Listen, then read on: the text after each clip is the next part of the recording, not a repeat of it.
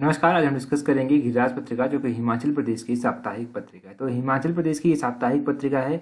अक्टूबर महीने की 2021 की हम गिरिराज पत्रिका भी डिस्कस करेंगे। इसके चार के चार पार्ट जो हैं वो डिटेल में एक ही वीडियो में हम डिस्कस करेंगे। इसका पीडीएफ आपको टेलीग्राम पर मिल जाएगा। टेलीग्राम का लिंक नीचे डिस्क्रिप्शन बॉक्स में दिया गया है। टेलीग्राम पर आपको बाकी इंपॉर्टेंट पीडीएफ्स भी मिल जाएंगे। कई बार कुछ लोग कहते हैं कि हमारे पास टेलीग्राम का लिंक जो है वो काम नहीं कर रहा, तो वो @allexam31 जो है वो सर्च कर सकते हैं। अगर इस तरह से @allexam31 सर्च करेंगे तो टेलीग्राम पर आपको हमारा चैनल मिल जाएगा। 9800 से अधिक फॉलोअर हमारे टेलीग्राम पर हैं, तो आप इजीली फाइंड कर सकते हैं। चलिए डिस्कस करते हैं आज की वीडियो का पहला क्वेश्चन। काफ़ी इंपॉर्टेंट क्वेश्चन है। गिरिराज पत्रिका में एक डिटेल में आर्टिकल इसके बारे में आया था, तो डिटेल में आज इसके बारे में डिस्कस करेंगे। देखिए यहाँ पर पूछा गया है, when did Minjar fair started in Chamba.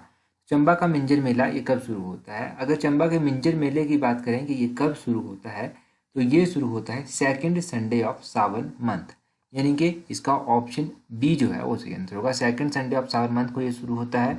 अगर हिंदी में कहें तो हिंदी में ये श्रावण संक्रांति के दूसरे रविवार को शुरू हो जाता है। ये एक अंतर्राष्ट्रीय मेला है और इस मेले में जो है वो रघुनाथ जी के साथ जो है वो 200 देवी देवताएं जो हैं वो आते हैं यहाँ पर। ये अंतर्राष्ट्रीय मेला है, ये आपको पता चल गया। ये मेला किसके द्वारा स्टार्ट करवाया गया था। ये मेला जो था वो राजा साहिल वर्मन के द्वारा स्टार्ट करवाया गया था। ये कहा जाता है कि 10वीं शताब्दी में जब ये मेला राजा साहिल वर्मन ने स्टार्ट करवाया था, तो साहिल वर्मन के बारे में और भी इंपॉर्टेंट क्वेश्चंस बन जाते हैं कि साहिल वर्मन ने जो था वो चंबा शहर की स्थापना की थी। पहला क्वेश्चन ये बन गया। साहिल वर्मन के जो था 10 पुत्र थे और उनकी एक पुत्री थी जिसका नाम था चंपावती। तो चंपावती के नाम पर ही जो था साहिल वर्मन ने चंबा शहर का नाम रखा था। इससे पहले जो था वो चंबा की राजधानी ब्रह्मपुर में होती थी। ब्रह्मपुर यानी कि भरमौर, तो भरमौर में यहाँ पर राजधानी होती थी। भरमौर से शिफ्ट करके फिर चंबा इसकी राजधानी राजा साहिल वर्मन जो था वो ले आए थे। चंबा में हरिराय मंदिर भी स्थित है, चंपावती मंदिर भी स्थित है। चंबा के ऐसे कौन से राजा थे जिन्होंने सबसे पहले सिंह की पदवी जो था वो प्रयोग की। तो सिंह की पदवी सबसे पहले प्रयोग की गई थी राजा गणेश वर्मन के द्वारा। और देखो ये भी कहा जाता है, ये सब कुछ आर्टिकल में दिया गया है। अब ये कहा जाता है कि 17वीं शताब्दी में जो था वो चंबा के राजा थे राजा पृथ्वी सिंह। राजा पृथ्वी सिंह जो था वो दिल्ली का दौरा कई बार कर चुके थे। राजा पृथ्वी सिंह ने शाहजहां के शासनकाल के दौरान जो था वो 9 बार दिल्ली की यात्रा की थी। अब 9 बार इन्होंने दिल्ली की यात्रा की थी। शाहजहां के पास जब ये गए तो शाहजहां ने इन्हें उपहार के रूप में जो था वो रघुनाथ जी की प्रतिमा दी और मुस्लिम समुदाय के कुछ कारीगर जो था इन्हें भेंट कर दिए पृथ्वी सिंह को। अब पृथ्वी सिंह इन कारीगरों को लेकर जब चंबा आए तो चंबा का राजा का जब चंबा पहुंचे ना तो उनका स्वागत भी किया गया। स्वागत किया गया तो उस टाइम मुस्लिम परिवारों ने जो था वो रेशमी धागे से बनी मिंजर जो था इन्हें भेंट की थी। और ये कहा जाता है कि उस समय से मिंजर की परंपरा जो है वो चली आ रही है। अब अगर मान लो आपको लिखने के लिए पूछा जाता है ना मिंजर मेले के बारे में, मैंने आपको बताया था कि बिलासपुर की नलवाड़ी के बारे में आया था, तो मिंजर मेले के बारे में लिखने को आ जाए ना तो आप ये लिख सकते हैं कि ये हिंदू और मुस्लिम के भाईचारे का एक अच्छा प्रतीक माना जाता है। ये सब बेसिक चीज़ें आप याद रखिए। कब तक चलता है ये मेला, second Sunday of Sawan month से लेकर third Sunday of Sawan month तक ये चलता है।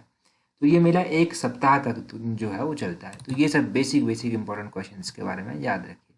आगे पूछा गया है, which of the following village of Himachal Pradesh selected as craft handloom village. तो हिमाचल प्रदेश के निम्नलिखित में से किस गांव को एक क्राफ्ट हैंडलूम विलेज के रूप में चुना गया है।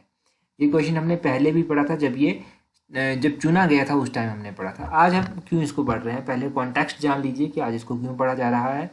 आज इस मेले को इसलिए पढ़ा जा रहा है क्योंकि कुल्लू में जो है वो बुनकर सेवा व डिजाइन रिसोर्स केंद्र की स्थापना जो है वो की जा रही है। तो कुल्लू में इसको बुनकर सेवा व डिजाइन रिसोर्स केंद्र की स्थापना की जा रही है, तो उसी आर्टिकल में ये आया था। अब कौन सा विलेज है ये जिसको as a craft handloom village चुना गया, तो ये सरण विलेज है, ऑप्शन बी सरण विलेज। ये कुल्लू का विलेज है, ये इसके बारे में याद रखिए। ये क्यों न्यूज़ में आया था ये भी याद रखिए।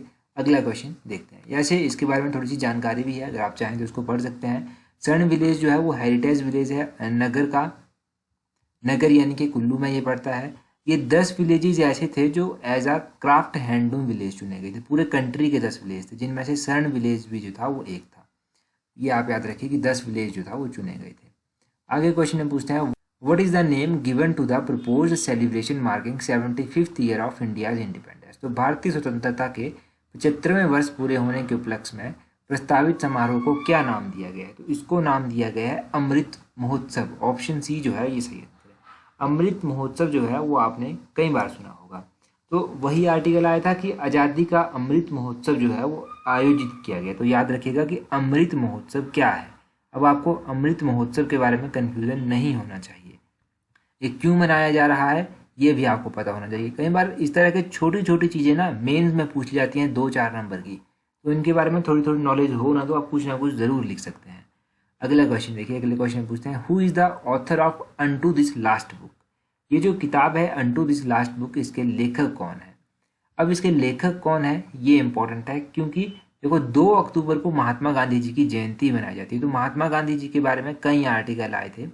महात्मा गांधी जो था ये से अनटू दिस लास्ट बुक से काफ़ी प्रभावित थे, तो इसीलिए इस बुक के बारे में आया था। ये किताब जो था वो जॉन रस्किन के द्वारा लिखी गई थी। ऑप्शन सी जो है वो सही आंसर है। अब जॉन रस्किन ने लिखी थी ये किताब। कहा जाता है कि 1906 में जो था वो लॉर्ड एल्गिन ने एक टिप्पणी भी की थी। उस टिप्पणी में कहा था कि गांधी की जो अखबार है ना, ये अखबार जॉन रस्किन की विचारधारा से प्रेरित है, और गांधी की जो ये किताब है ये जॉन रस्किन के साथ साथ लियो टॉल्स्टॉय की विचारधारा से भी प्रेरित है। 1904 में गांधी जी ने अनटू दिस लास्ट किताब को पढ़ा था, और 1908 में जब वो दक्षिण अफ्रीका में रह रहे थे तो इन्होंने जो था मई से जुलाई में जो था वो इंडियन ओपिनियन के अंकों में इसका गुजराती में अनुवाद भी छपा था इसका, और इसका शीर्षक जो था वो सर्वोदय दिया गया था।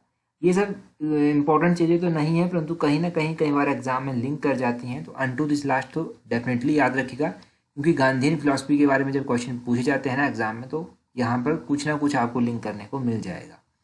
अगला क्वेश्चन देखिए, आगे पूछते हैं Pangi falls under which of the following Lok Sabha constituency. तो अभी लोकसभा के इलेक्शन हुए, तो लोकसभा के इलेक्शन हुए तो ये क्वेश्चन काफ़ी इंपॉर्टेंट बन जाता है कि पांगी जो है वो कौन सी लोकसभा के अंडर पड़ता है। अभी मंडी लोकसभा के इलेक्शन हुए हैं, तो ऑब्वियसली अभी तो आप समझ जाएंगे कि इसका मंडी ही सही आंसर है। ऑप्शन सी मंडी सही आंसर होगा। अब ये मंडी जो है, मंडी में पड़ता है पांगी। ये आप ध्यान रखिएगा कि सिर्फ लोकसभा की बात की जा रही है। वैसे तो पांगी आपको पता है पांगी कहाँ पर पड़ता है, पांगी डिस्ट्रिक्ट चंबा में पड़ता है, परंतु लोकसभा एरिया कौन सा है इसका, लोकसभा एरिया इसका मंडी लोकसभा क्षेत्र आता है। अब हिमाचल प्रदेश में कितनी लोकसभा हैं, हिमाचल प्रदेश में जो है वो 4 लोकसभा की सीट हैं। कौन कौन सी हैं, एक तो आपका कांगड़ा हो गया, दूसरा आपका मंडी हो गया, तीसरे नंबर पर आपका शिमला आ जाता है, और चौथे नंबर पर आपका हमीरपुर आ जाता है। हमीरपुर आपको याद रखना है कि चौथे नंबर पर हमीरपुर है। चंबा कोई भी लोकसभा की सीट नहीं है, परंतु चंबा शहर जो है ना, चंबा शहर कांगड़ा लोकसभा क्षेत्र के अंतर्गत आता है। ये आप ध्यान रखिएगा कि कांगड़ा क्षेत्र के अंतर्गत आता है चंबा शहर। तो ये आपका थोड़ा सा डाउट यहाँ से क्लियर हो गया होगा। राज्यसभा की बात कर लें उसी तरह से अगर, तो राज्यसभा की 3 सीट्स हैं। राज्यसभा की 3 सीट्स हैं हिमाचल प्रदेश के। विधानसभा की तो आपको पता ही है, विधानसभा की 68 सीट्स हैं। ठीक है, अपने अपने डिस्ट्रिक्ट की सीट्स भी आपको पता होनी चाहिए, वो हम अभी रिवाइज नहीं करेंगे, हम बहुत बार रिवाइज कर चुके हैं। अगला क्वेश्चन देखिए, अगले क्वेश्चन में पूछते हैं Himachal Pradesh language art and culture academy was established in which year. ये जो हिमाचल प्रदेश लैंग्वेज यानी कि भाषा संस्कृति एवं कला अकादमी है, इसकी स्थापना कब हुई थी। इसकी स्थापना हुई थी ऑप्शन बी 1972 में। आप कहेंगे कि गिरास पत्रिका में क्या ऐसे क्वेश्चन आते हैं। देखो इस बार ना क्या था, इस बार इलेक्शन चले हुए थे, अक्टूबर महीने के, तो अक्टूबर में इलेक्शनों का तामझाम चला हुआ था। तो उस टाइम योजनाएं तो कुछ ज़्यादा नहीं इंट्रोड्यूस की गई, सरकार ने भी ज़्यादा कामकाज नहीं किया, इलेक्शंस में बिजी थे, आचार संहिता बीच में लगी हुई थी। तो इस तरह के छोटे छोटे क्वेश्चन जो था यहाँ से बने। अब एग्जैक्टली इसकी स्थापना कब की गई थी ये भी मैं आपको बताऊंगा, परंतु उससे पहले समझिए कि क्या कॉन्टेक्स्ट था। हिमाचल प्रदेश के मुख्य सचिव हैं श्री राम सुभग सिंह। राम सुभग सिंह को जो था एक किताब भेंट की गई। ये किताब, इसका नाम था गांधी इन शिमला। ये इतनी इंपॉर्टेंट नहीं है, परंतु ये जो सचिव श्री राम सुभग सिंह थे ना, इन्होंने अपने भाषण में कहा, इन्होंने कहा कि हिमाचल प्रदेश भाषा संस्कृति एवं कला अकादमी की स्थापना जो था वो 23 अक्टूबर 1972 को की गई थी। और वही सब कि इसने बहुत अच्छा अभी तक काम किया है, ये सब छोटी छोटी बातें कही गई थी। 23 अक्टूबर 1972 जो था इनके अकॉर्डिंग इसकी स्थापना की गई थी। गिरास पत्रिका में एग्जैक्टली लिखा भी गया है। 1972 में जो था ना और भी छोटी छोटी स्थापनाएं की गई जिनके बारे में आपको पता होना चाहिए।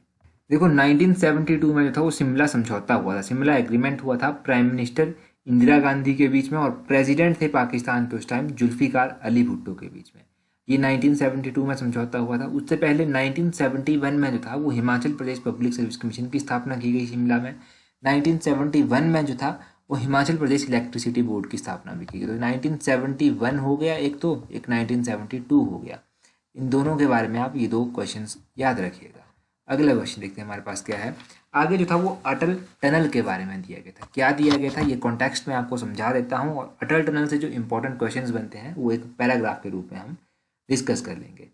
कहा गया था इसको बने हुए लगभग 1 साल हो गया, तो 1 साल में जो था वो 5 लाख वाहन जो था इस अटल टनल से जो था वो आर पार गए।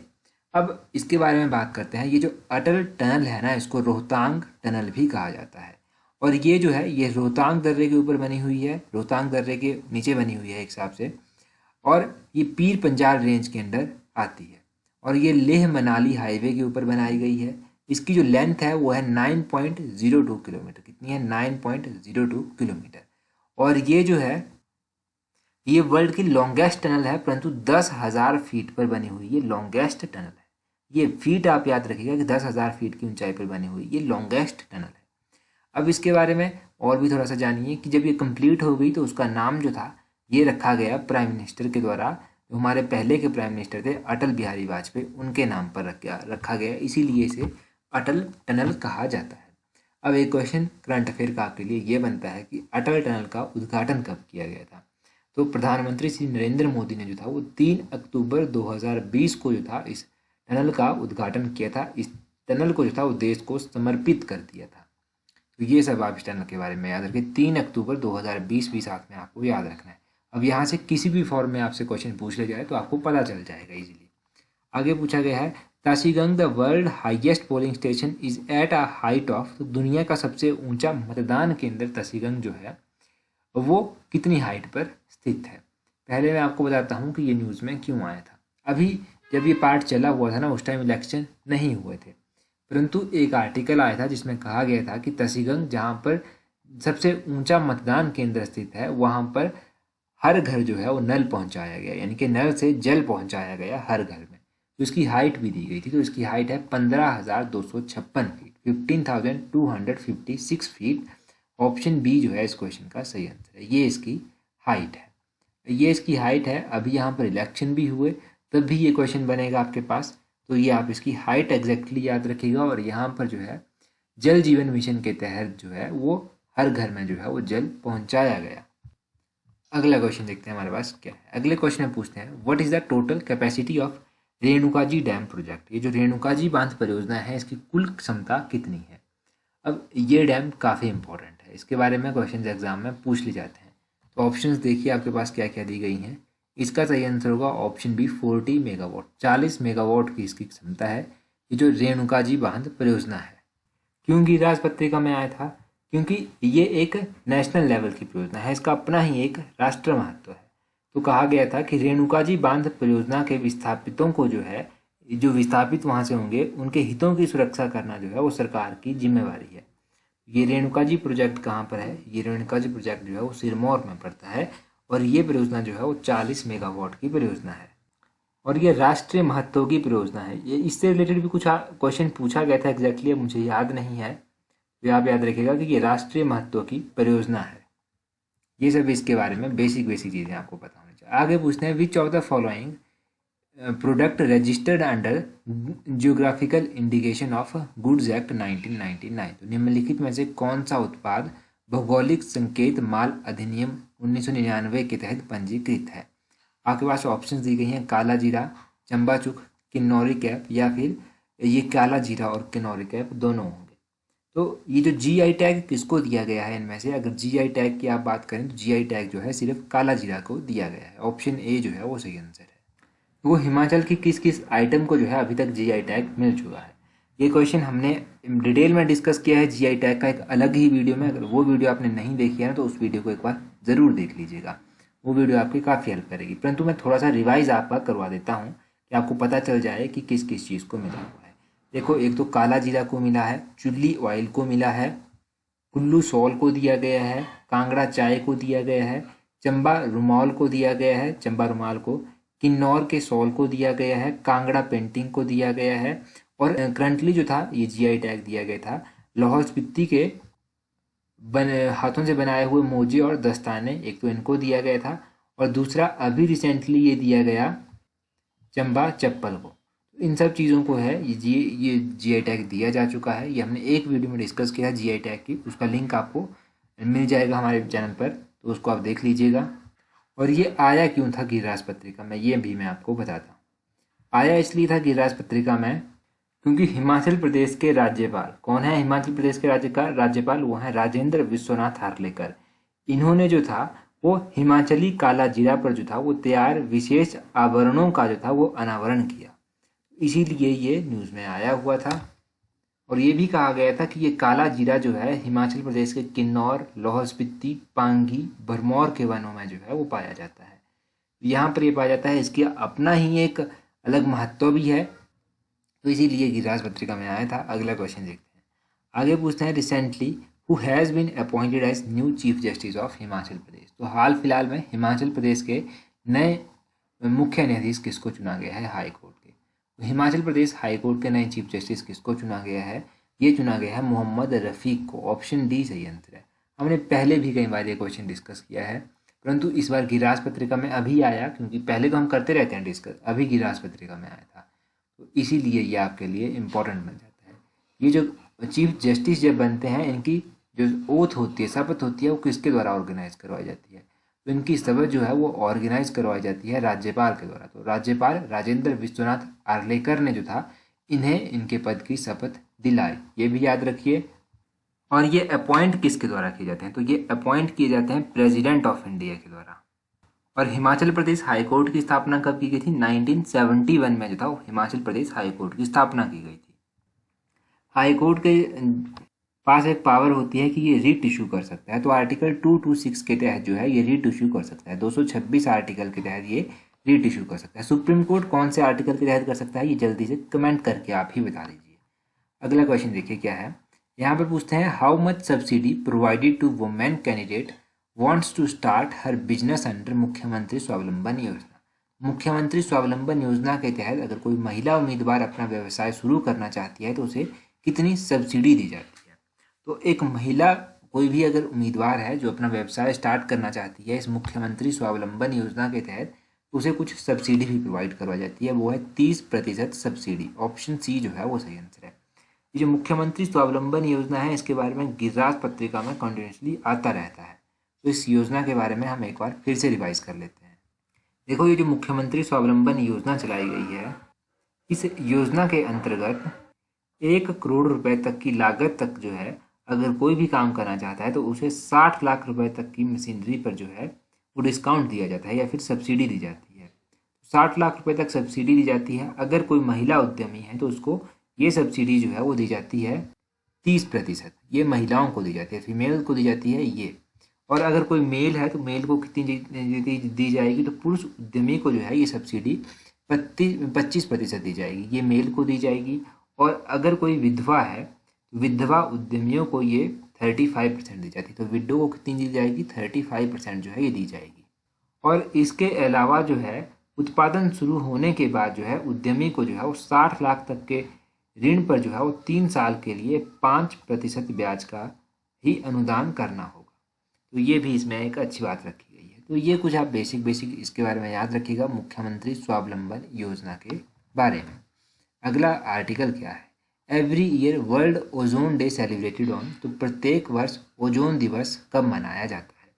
ये जो वर्ल्ड ओजोन डे है ना, ये कब मनाया जाता है, ये मनाया जाता है 16 सितंबर को। ऑप्शन डी सही आंसर है। अब 16 सितंबर को मनाया जाता है। आप कहेंगे आप तो अक्टूबर महीने की राजनीति डिस्कस कर रहे हो, तो ये सितंबर महीने का क्वेश्चन क्यों आया। ये इसलिए आया क्योंकि इसके बारे में एक आर्टिकल लिखकर आया हुआ था। इसमें लिखा गया था कि ओजोन दिवस जो है वो प्रत्येक वर्ष जो है वो 16 सितंबर को मनाया जाता है। अब ये 16 सितंबर को मनाया जाता है। यहाँ पर मॉन्ट्रियल प्रोटोकॉल के बारे में भी बात की गई थी। जो मॉन्ट्रियल प्रोटोकॉल है ना, ये कब साइन हुआ था, तो ये 1987 में जो था इसके ऊपर हस्ताक्षर कर दिए गए थे। ये क्वेश्चन भी एग्जाम में पूछा जाता है मॉन्ट्रियल प्रोटोकॉल के बारे में। तो मॉन्ट्रियल प्रोटोकॉल याद रखिएगा 1987, ओजोन डे 16 सितंबर।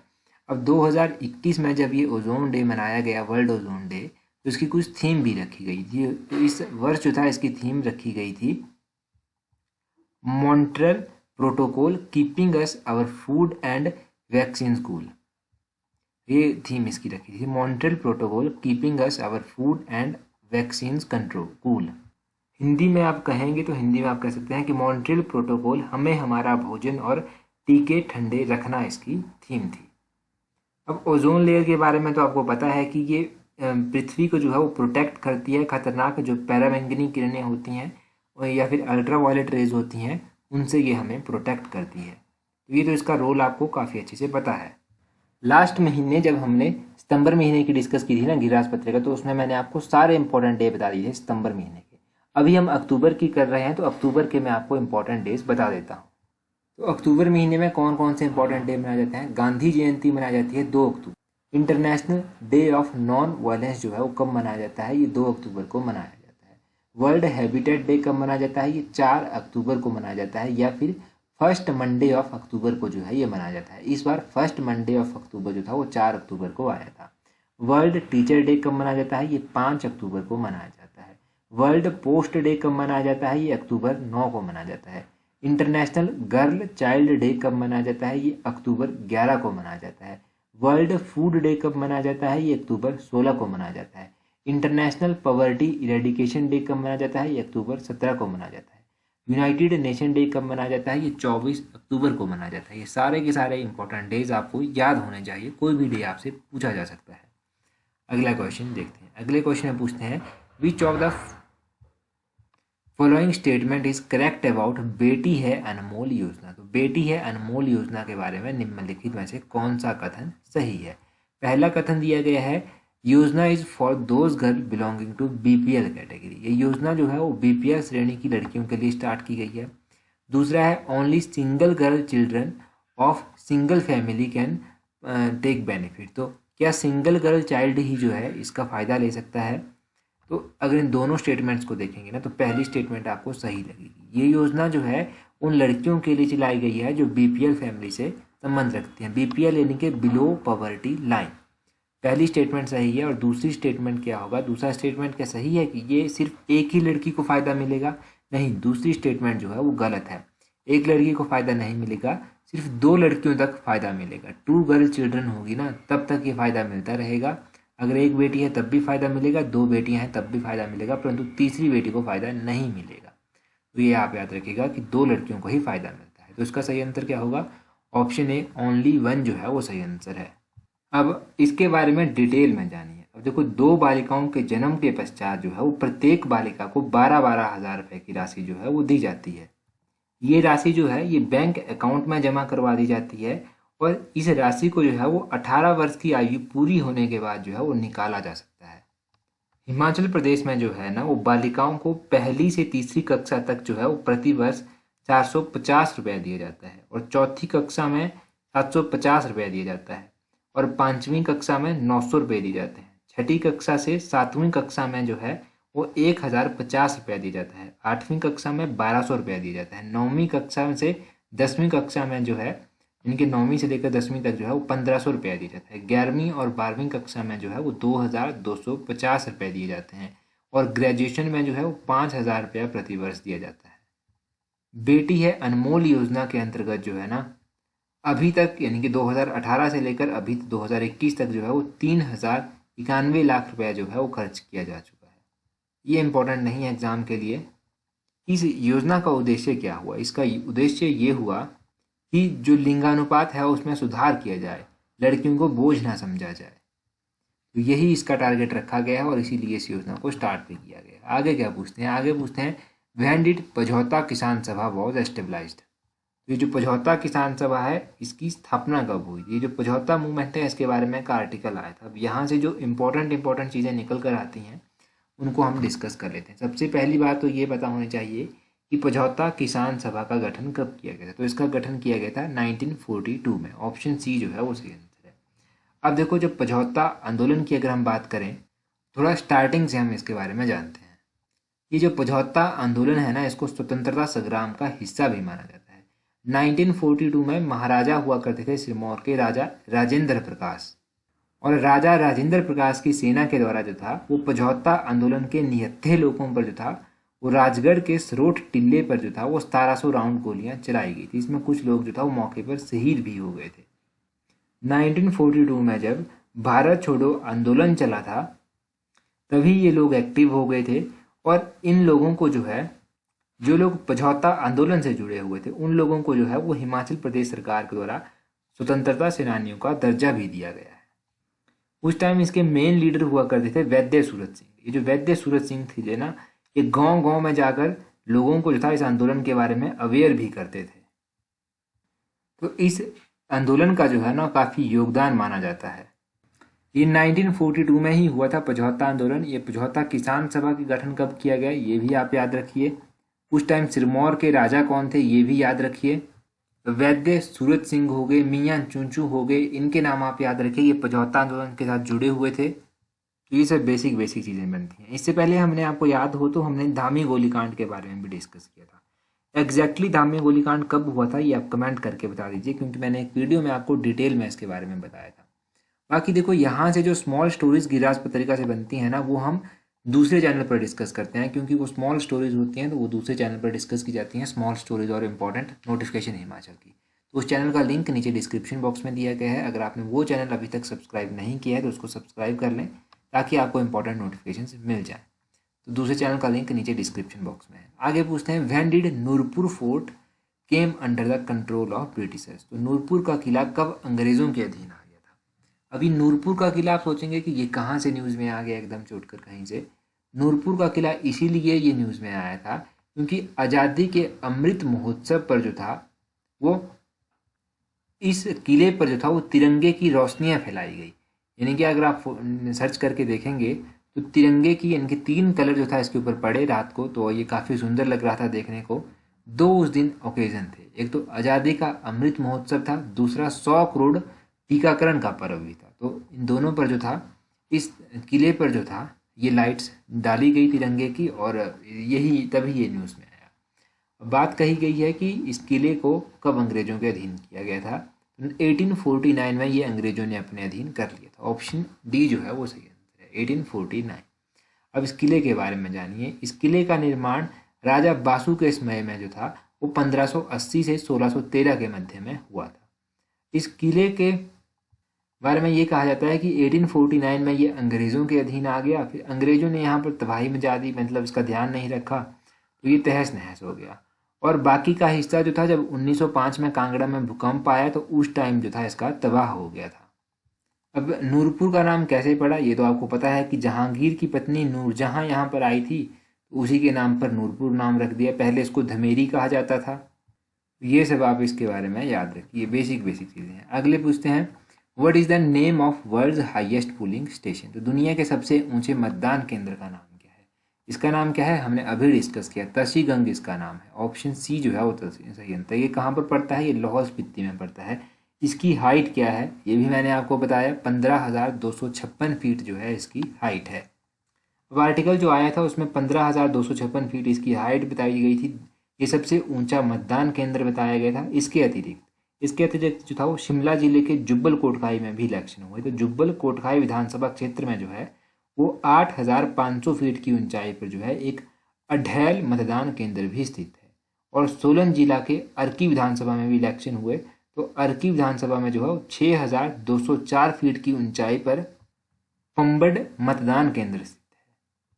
और कांगड़ा के फतेहपुर विधानसभा क्षेत्र में भी इलेक्शन हुए। तो फतेहपुर क्षेत्र में जो है वो अगाहार मतदान केंद्र जो है वो 2,100 फीट की ऊंचाई पर जो है वो स्थित है। ये सब भी कहा गया था गिरिराज पत्रिका में। अब ये आप देख लीजिएगा, इतना इंपॉर्टेंट तो नहीं है, क्योंकि ऐसी छोटी छोटी चीज़ें याद रखने लगे तो बहुत कुछ याद रखने को हो जाएगा। तो ये छोटी छोटी चीज़ें तो थोड़ा इग्नोर भी करनी पड़ती है, बस पढ़ लीजिए इनको, एग्जाम में कहीं आ गई तो माइंड में क्लैश कर जाती हैं। अब आपके लिए जो आज का क्वेश्चन है वो है, when was Himachal Pradesh declared as stove smoke free state. Himachal Pradesh को कब चूल्हा धुआं मुक्त राज्य घोषित किया गया था। ये क्वेश्चन हमने लास्ट टाइम गिरिराज पत्रिका में डिस्कस किया था, और इस क्वेश्चन का क्विज जो था वो मैंने टेलीग्राम पर भी डाला था। टेलीग्राम पर भी आपको ये मिल जाएगा, और पिछले जो गिरिराज पत्रिका थी वहाँ पर भी आपको मिल जाएगा। डिटेल में हमने डिस्कस किया था, तो इसका आंसर कमेंट करके ज़रूर बताइएगा। That's all for today. Thank you very much for watching and listening it very patiently.